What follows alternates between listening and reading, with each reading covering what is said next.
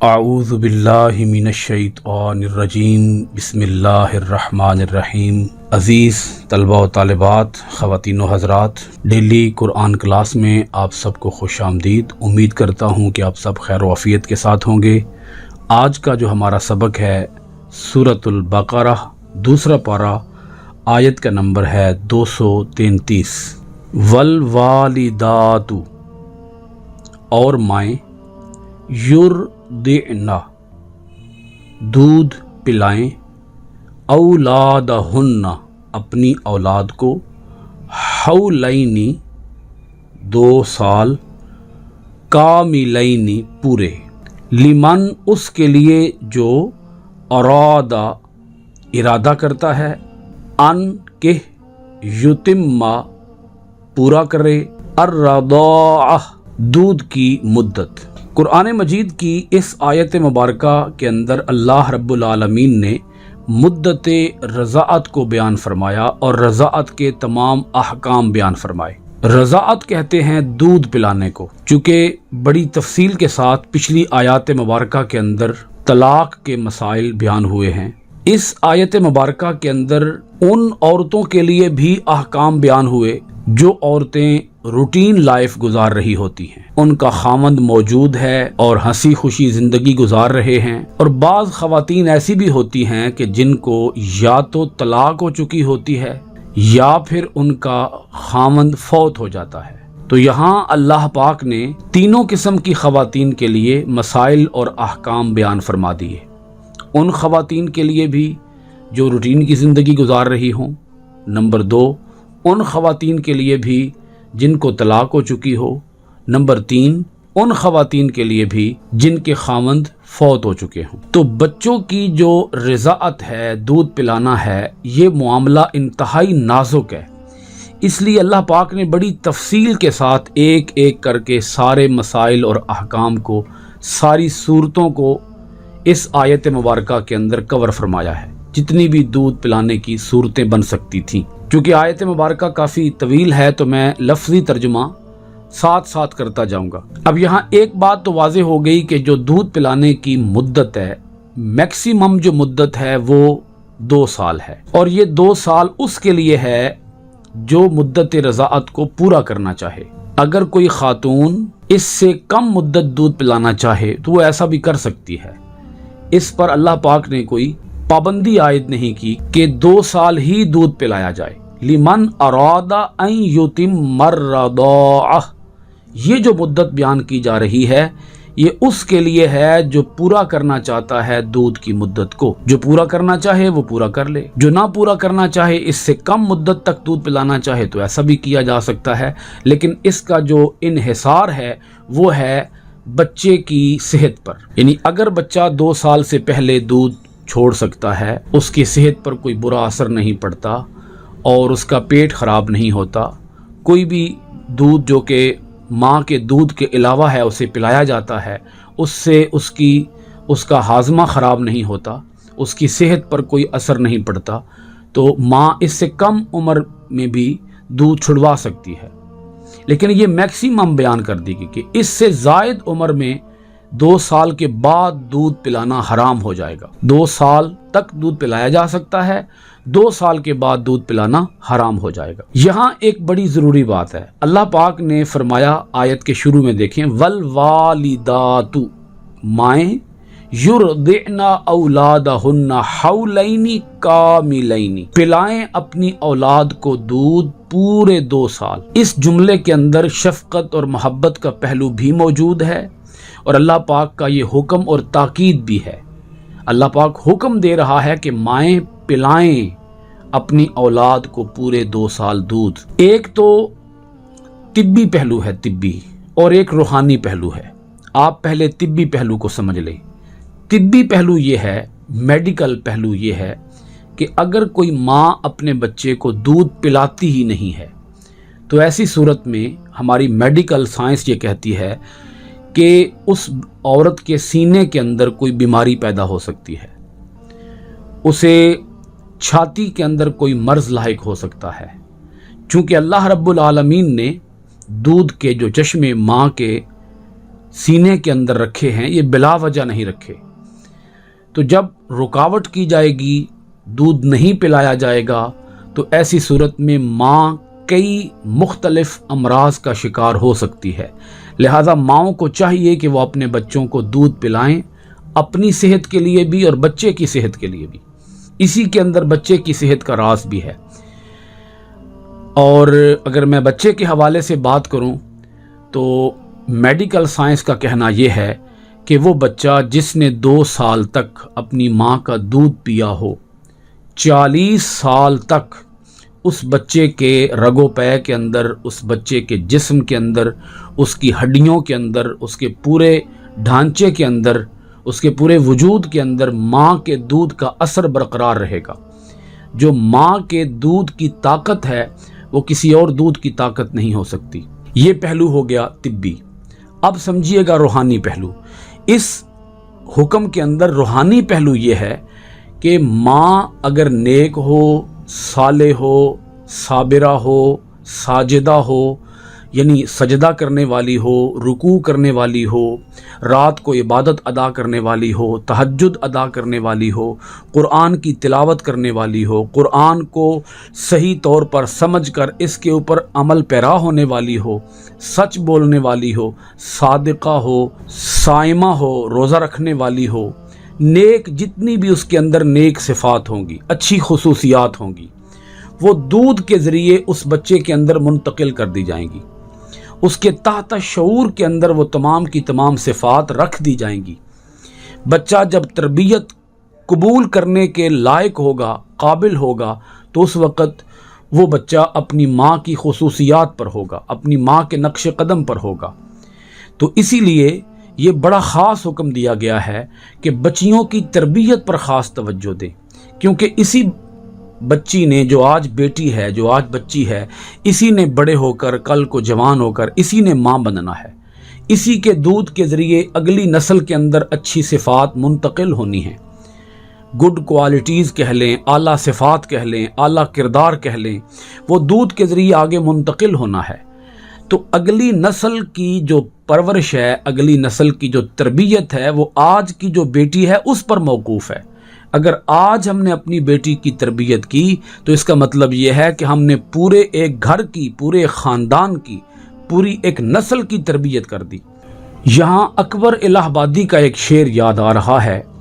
اکبر الہ آبادی نے غضب کی بات کہی ہے، بو آئے کیا بچے میں ماں باپ کے اتوار کی، بو آئے کیا بچے میں ماں باپ کے اتوار کی، دودھ ہے ڈبے کا تعلیم ہے سرکار کی. تو جب ہم ڈبے کا دودھ بچے کو پلائیں گے اور جو ہماری سرکار ہے وہ بچے کو تعلیم دے گی، تو بچے کے اندر ماں باپ کی جو کوالٹیز ہیں وہ کہاں سے آئیں گی؟ ماں باپ کی جو خصوصیات ہیں وہ کہاں سے آئیں گی؟ یہاں سے یہ بات بھی سمجھ لیجئے کہ عورت پر دودھ پلانا واجب ہے. یہ جو الفاظ ہیں نا، والوالدات یرضعن، اس سے ثابت ہوتا ہے کہ ماؤں کے اوپر اپنے بچوں کو دودھ پلانا واجب ہے، خواہ اسے طلاق دی گئی ہو یا اسے طلاق نہ دی گئی ہو. یہ اس صورت میں واجب ہے جب باپ کو اجرت پر دودھ پلوانے کی قدرت نہ ہو، طاقت نہ ہو، یا کوئی دودھ پلانے والی اور عورت میسر نہ آئے، یا بچہ ماں کے دودھ کے سوا کوئی اور دودھ قبول نہ کرے، کسی اور کا دودھ قبول نہ کرے. تو ان صورتوں میں ماں کے اوپر دودھ پلانا واجب ہوگا. لیکن اگر یہ صورتیں نہ ہوں، جو 3 باتیں میں نے بیان کی ہیں، اگر وہ نہ ہوں تو اس صورت میں ماں پر دودھ پلانا واجب نہیں ہوگا بلکہ مستحب ہوگا. یعنی اگر باپ کسی اور عورت سے دودھ پلوانے کی طاقت رکھتا ہو اور عورت میسر ہو اور بچہ ماں کے سوا کسی اور عورت کا دودھ قبول کر لے، تو ان صورتوں میں ماں پر دودھ پلانا واجب نہیں ہوگا بلکہ مستحب ہوگا. اب ہم آیت کے اگلے حصے کی طرف چلتے ہیں. وَعَلَى الْمَوْلُودِ لَهُ رِزْقُهُنَّ وَكِسْوَتُهُنَّ بِالْمَعْرُوفِ. وَعَلَى اور پر، المولود جس کا بچہ ہے، لہو اس کے لیے، رزقُهُنَّ ان عورتوں کا کھانا، ان ماؤں کا کھانا، وَكِسْوَتُهُنَّ اور ان ماؤں کا لباس. ہنہ کا معنی ہے نا ان کا، اور ہنہ یہ جمع مؤنث غائب کی ضمیر ہے۔ ان عورتوں کا کھانا، ان عورتوں کا لباس بالمعروف مناسب طریقے سے۔ اب آیت کے اس حصے کو سمجھیے گا۔ جس کا بچہ ہے اس کے ذمے ہے کھانا ان ماؤں کا اور ان کا لباس مناسب طریقے سے۔ اگر روٹین کی لائف کی بات کریں، خاوند موجود ہے، باپ موجود ہے، ماں موجود ہے اور ہنسی خوشی زندگی گزاری جا رہی ہے، تو ویسے بھی جتنے بیوی کے اخراجات ہوتے ہیں وہ مرد کے ذمہ ہوتے ہیں، خاوند کے ذمہ ہوتے ہیں، عورت کے، بیوی کے اخراجات۔ لیکن اگر اس نے طلاق دے دی ہے تو طلاق دینے کی صورت میں جب تک وہ بچہ دودھ پیتا رہے گا اس وقت تک، اگرچہ عدت گزر بھی چکی ہو، اس نے طلاق دی، عدت گزر گئی، عدت گزر جانے کے بعد بھی جب تک بچہ دودھ پی رہا ہے تو اس کے جو اخراجات ہیں، اس عورت کے اخراجات، جو بچے کو دودھ پلا رہی ہے، جو اس کی ماں ہے، وہ سگی ماں ہے یا وہ رضائی ماں ہے، تو اس عورت کے تمام تر اخراجات، کھانے پینے کے، رہنے سہنے کے، لباس کے تمام تر اخراجات اس شخص پر ہوں گے جو اس بچے کا باپ ہے۔ یہاں اللہ رب العالمین نے والد کا لفظ ذکر نہیں کیا بلکہ مولود لفظ ذکر فرمایا ہے۔ اس سے دو باتیں پتہ چلتی ہیں۔ ایک تو اس سے یہ بات پتہ چلتی ہے کہ سم ٹائم، بسا اوقات ایسا ہو سکتا ہے جو اس بچے کا باپ ہے وہ ساری کی ساری ذمہ داری ماں کے اوپر ڈال سکتا ہے۔ مثلا ماں کہتی ہے اس بچے کے باپ سے کہ اس بچے کے تمام تر اخراجات اور میرے تمام تر اخراجات یہ تو تمہارے ذمے ہیں، تم اس کے والد ہو۔ جو باپ ہے، جو والد ہے، وہ کہہ سکتا ہے کہ تم بھی تو اس کی ماں ہو نا، تمہارا بھی تو کچھ یہ لگتا ہے نا، تو تمہارے ذمے بھی تو اس کے اخراجات ہو سکتے ہیں، ہم ڈیوائیڈ کر لیں گے۔ اللہ رب العالمین نے یہاں فرما دیا کہ نہیں، یہ ڈیوائیڈ نہیں کیا جائے گا، بلکہ اس شخص کے ذمہ ہیں تمام اخراجات جو اس بچے کا باپ ہے۔ یہ اللہ پاک نے وَعَلَى الْمَوْلُودِ لَهُ فرما کر جو اس کا ذہنی برڈن ہے اس کو کم کیا ہے، یعنی ترغیب دلانے کے لیے اللہ پاک فرماتا ہے کہ تم اس کے باپ ہو، باپ ہونے کے ناطے تمام تر ذمہ داریاں تمہارے اوپر ہیں۔ یہ مولود لفظ کے اندر ہی اللہ پاک نے یہ بات سمجھا دی ہے کہ وہ تو ماں ہے نا، اس کا حکم تو بعد میں آئے گا، یہ تمام تر جو ذمہ داریاں ہیں یہ تمہارے کندھے پر ہیں، تم باپ ہو۔ وَعَلَى الْمَوْلُودِ لَهُ، اس شخص کے ذمہ ہیں تمام تر اخراجات کی ذمہ داریاں جو اس بچے کا باپ ہے۔ اللہ پاک نے اس پر زور دیا نا، وَعَلَى الْمَوْلُودِ لَهُ، تم اس کے باپ لگتے ہو۔ وَعَلَى الْمَوْلُودِ لَهُ سے یہ بات بھی پتہ چل گئی کہ جو بچے کا نسب ہے وہ ماں کی طرف سے نہیں چلتا بلکہ باپ کی طرف سے چلتا ہے، یعنی جو کاسٹ باپ کی ہوگی بچے کی کاسٹ بھی وہی ہوگی۔ تو اللہ پاک نے ارشاد فرما دیا رزقہن و کسوتہن بالمعروف، ان عورتوں کا کھانا، ان عورتوں کا لباس، اگر عورت جو ہے وہ مطلقہ ہے، طلاق یافتہ ہے اس صورت میں بھی، اور اگر عورت جو ہے وہ مطلقہ نہیں ہے بلکہ روٹین لائف گزار رہی ہے تو اس صورت میں بھی، اور اگر اس کا جو باپ ہے وہ دنیا سے چلا بھی گیا ہے تو پھر جو اس کے ورثاء ہوں گے ان کے اوپر یہ ذمہ داری عائد ہو جائے گی۔ جب تک وہ بچہ دودھ پیتا رہے گا، جس عورت کا وہ دودھ پی رہا ہوگا، اس عورت کے تمام تر اخراجات کی ذمہ داری کھانے پینے کی، لباس کی، رہنے سہنے کی اس شخص پر ہوگی جس کا یہ بچہ ہے۔ اب آگے سنیے گا، لا تکلف نفس الا وسعها، لا تکلف تکلیف نہیں دی جاتی، نفس کسی شخص کو، الا وسعها مگر اس کی حیثیت کے مطابق۔ اس کا مطلب یہ ہے کہ اللہ پاک نے فرمایا کہ یہ جو احکام دیے جا رہے ہیں کہ مائیں اپنے بچوں کو 2 سال دودھ پلائیں اور جو مائیں ہیں ان کے اوپر دودھ پلانا واجب ہے، اور جو ماؤں کے اخراجات ہیں وہ اس شخص پر ہیں جس کا یہ بچہ ہے، یہ جو اللہ پاک فرماتا ہے یہ جو احکام دیے جا رہے ہیں ان احکام کو بوجھ نہ سمجھا جائے، ان کو ایکسٹرا برڈن نہ سمجھا جائے، بلکہ یہ تو انسان کی حیثیت کے مطابق ہیں۔ آپ اس کو یوں بھی سمجھ سکتے ہیں کہ اس جملے کا تعلق بالکل پچھلے جملے کے ساتھ ہے۔ نہیں تکلیف دی جاتی کسی شخص کو مگر اس کی حیثیت کے مطابق، مطلب یہ ہے کہ جو لباس دیا جائے گا اس عورت کو، جو کھانا دیا جائے گا اس عورت کو، یہ حیثیت کے مطابق ہے۔ جو اس بچے کا باپ ہے اس باپ کے اوپر اپنی حیثیت کے مطابق اخراجات ادا کرنے ہوں گے۔ اگر وہ امیر آدمی ہے، امیرانہ زندگی بسر کرتا ہے، ٹھاٹھ باٹھ کی زندگی بسر کرتا ہے، تو وہ اپنی حیثیت کے مطابق لباس اسے مہیا کرے گا، اپنی حیثیت کے مطابق اسے کھانا مہیا کرے گا۔ یعنی جس طرح کا کھانا وہ خود کھاتا ہے اسی طرح کا کھانا وہ اس عورت کو بھی پرووائڈ کرے گا، وہ اس کی بیوی ہو یا دایا ہو، دونوں صورتوں میں۔ لا تضار والدۃ بولدہا، لا تضار نہ ضرر پہنچایا جائے، والدتن کسی ماں کو، بولدہا اس لڑکے کے باعث، اس بچے کے باعث، ولا مولود اور نہ کسی باپ کو ضرر پہنچایا جائے، لہو اس کے، بولدہ اس کے لڑکے کے باعث، ولا مولود لہ بولدہ اور نہ کسی باپ کو ضرر پہنچایا جائے اس کے لڑکے کے باعث۔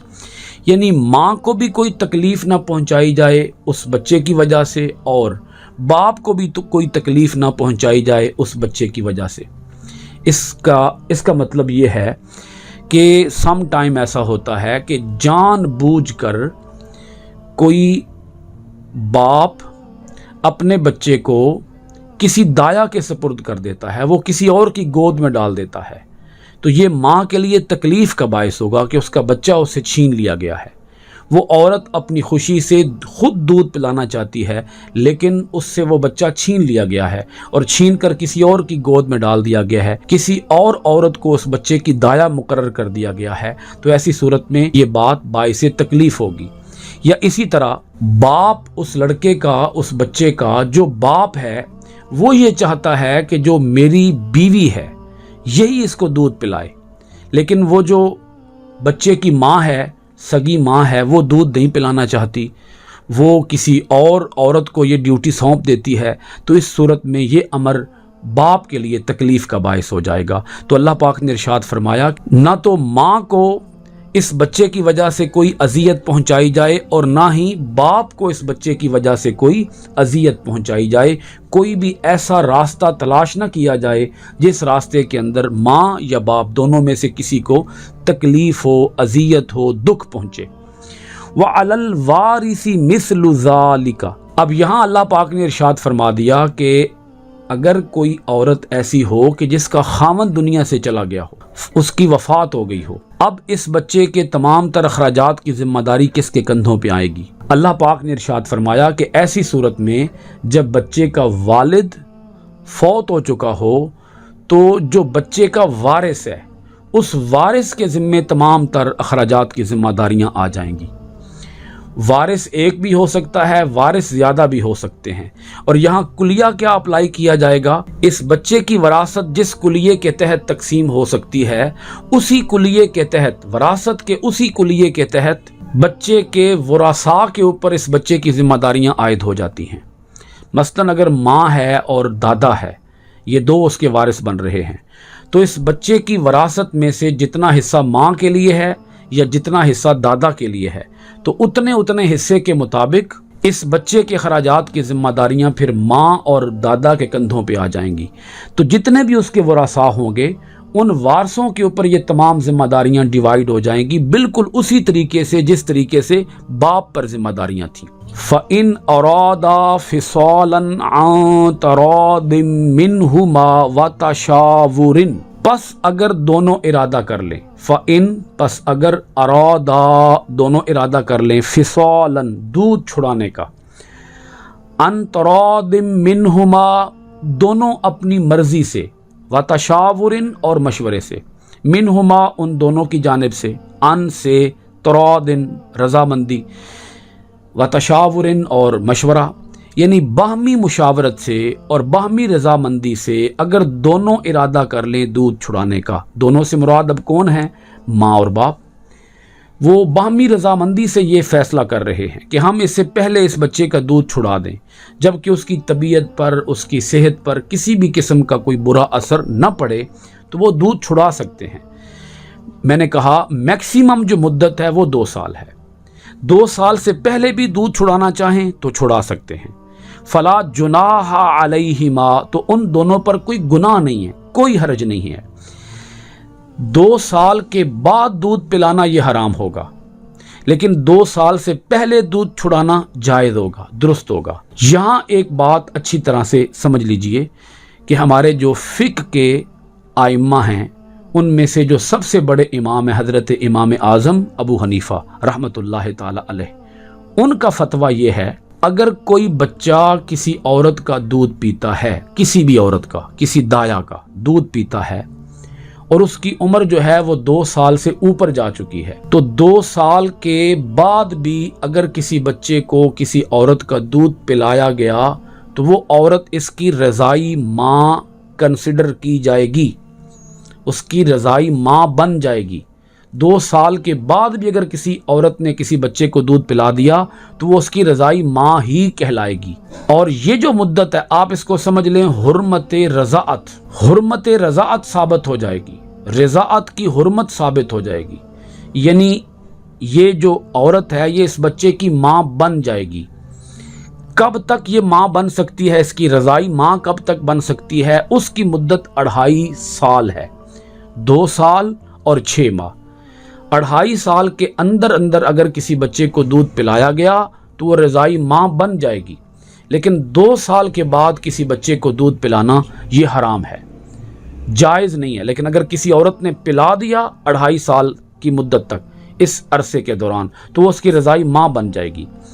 وَإِنْ أَرَدْتُمْ، اور اگر تم چاہو، ان کہ تسترضعوا، دودھ پلواؤ کسی دایا سے، اولادکم، اپنی اولاد کو، فلا، پس نہیں، جناح، کوئی حرج، علیکم، تم پر، اذا، جب کہ، سلمتم، ادا کر دو، ما آتیتم، جو تم نے مقرر کیا، بالمعروف، مناسب طریقے سے۔ اللہ رب العالمین نے یہاں پر ایک تیسری صورت کو ان دا ڈیٹیل بیان فرمایا ہے، اور وہ یہ ہے کہ اگر تم یہ چاہو کہ دودھ پلواؤ، کہ اس بچے کو دودھ پلوایا جائے، سگی ماں دودھ نہ پلائے بلکہ کوئی اور عورت اس کو دودھ پلائے، تو ایسا کرنا جائز ہے، درست ہے، اس میں کوئی حرج نہیں ہے۔ اگر تم چاہو کہ دودھ پلواؤ اپنی اولاد کو تو تم پر کوئی حرج نہیں ہے، کوئی گناہ نہیں ہے، تم دودھ پلوا سکتے ہو۔ وہ جو اس کی سگی ماں ہے، وہ بیمار ہے، وہ کسی عذر کا شکار ہے، وہ دودھ پلانے سے قاصر ہے، معذور ہے، وہ دودھ نہیں پلا سکتی، اس کا دودھ نہیں ہے، تو اس صورت میں تم کسی اور عورت سے بھی، جو عورت میسر آ جائے، تم اس عورت سے بھی دودھ پلوا سکتے ہو، تم پر کوئی گناہ نہیں ہوگا۔ لیکن یہ اس صورت میں اللہ پاک نے بڑی خاص تاکید فرمائی یہاں پر۔ آپ دیکھیں اللہ پاک کس قدر اپنے بندوں کے لیے آسان بات کرتا ہے اور ان دا ڈیٹیل بات کرتا ہے، تفصیل میں بات کرتا ہے، تاکہ بندوں کو میری بات کی سمجھ آ جائے۔ اذا سلمتم، جب کہ تم ادا کر دو، ما آتیتم، جو تم نے مقرر کیا، بالمعروف، دستور کے مطابق، مناسب طریقے سے، عرف کے مطابق، یعنی جس دایا کو تم بچہ سپرد کر رہے ہو، تمہارے اوپر یہ لازم ہوگا کہ جو اس کا ایگریمنٹ تم نے طے کیا ہے، جو معاہدہ طے کیا ہے، جتنی اس کی اجرت تم نے طے کی ہے، اس عورت کو وہ اجرت مناسب طریقے سے ادا کرو۔ جتنا رواج چل رہا ہے، جتنا معاشرے کے اندر ایک عورت کی اجرت چل رہی ہے، وہ اجرت تم اسے دو۔ کنجوسی کا مظاہرہ نہ کرو، بخل کا مظاہرہ نہ کرو، ایسا نہ کرو کہ اس عورت سے دودھ تو پلوا لو لیکن اس کے تم اخراجات ادا نہ کرو، تم اس کا جو اس کی مناسب اجرت ہے وہ اجرت ادا نہ کرو، جو تم نے طے کر دیا ہے اس اپنے طے کردہ قیمت کے خلاف تم اسے تھوڑے پیسے دے دو۔ اللہ پاک فرماتا ہے نہ، ایسے نہ کرنا، یہ ظلم ہوگا۔ واتقوا اللہ، اور ڈرتے رہو، وَاعْلَمُوا، اور خوب جان لو، ان اللہ بما تعملون بصیر، جو کچھ تم کرتے ہو اللہ اسے دیکھنے والا ہے۔ بما اس کو جو تعملون تم کرتے ہو بصیر دیکھنے والا ہے۔ اللہ تعالیٰ تمہارے ایک ایک عمل کے اوپر نظر رکھے ہوئے ہے۔ یہ جو بچے کی تربیت ہے، جو بچے کی نشو و نما ہے، جو بچے کا دودھ پلانا ہے، جو اس بچے کے رضاعت کے حوالے سے جتنے بھی پہلو ہیں، یہ سارے پہلو انتہائی توجہ طلب ہیں، انتہائی نازک ہیں۔ تو ان کا خاص طور پر خیال رکھنا کہ ان احکام کی ادائیگی میں، ان احکام کی بجا آوری میں تم سے کہیں غلطی نہ ہو جائے، کوئی کوتاہی نہ ہو جائے، ورنہ اس بچے کی تربیت پر اثر پڑے گا، اس بچے کی نشو و نما پر اثر پڑے گا۔ اللہ پاک نے یہاں دو باتیں خاص طور پر فرمائیں، ایک تو فرمایا ڈرتے رہو، دوسرا فرمایا خوب جان لو کہ اللہ تمہیں دیکھ رہا ہے۔ یہ اللہ پاک نے اتنا زور دے کر یہاں کیوں فرمایا ڈرتے رہو اور جان لو اللہ تمہیں دیکھ رہا ہے؟ یہ اس لیے آیت کے آخر میں فرمایا کہ جو بچے کی تربیت ہے، نشو و نما ہے، بچے کی خوراک ہے، بچے کا دودھ پلانا ہے، اس بچے کی تربیت ہے، یہ سارے بڑے سینسٹیو، بڑے نازک پہلو ہیں۔ اللہ پاک فرماتا ہے خیال رکھنا اس بچے کی خوراک کے معاملے میں، صحت کے معاملے میں، تربیت کے معاملے میں، نشو و نما کے معاملے میں کوئی کوتاہی نہ کرنا۔ اگر تم نے کسی بھی حوالے سے کوئی کوتاہی کر دی تو جان لو اللہ دیکھ رہا ہے، اللہ پھر تم سے حساب لے گا، اللہ پھر تمہیں عذاب کے اندر مبتلا کرے گا اگر تم نے کوئی بھی ذرے کے برابر بھی کوتاہی برتی، اس بچے کی صحت بگڑ گئی، اس بچے کی نشو و نما کے اندر کوئی کمزوری واقع ہو گئی، تو اللہ پاک نے فرمایا کہ دھیان رکھنا کہیں خرابی نہ آئے۔ آیت نمبر 233 کے ساتھ آج کی گفتگو ہماری ختم ہوئی۔ انشاءاللہ العزیز آئندہ ڈیلی قرآن کلاس کے اندر ہم آپ کے پاس حاضر ہوں گے سورۃ البقرہ کی آیت نمبر 234 کے ساتھ۔ آپ سب حضرات کا بہت شکریہ۔ اللہ پاک ہم سب کو اپنے احکام کی مکمل بجا آوری کی توفیق عطا فرمائے، اور اس قرآن کے فیضان کو اللہ پاک ہمیں پوری دنیا کے اندر بانٹنے کی توفیق عطا فرمائے۔ السلام علیکم ورحمۃ اللہ وبرکاتہ۔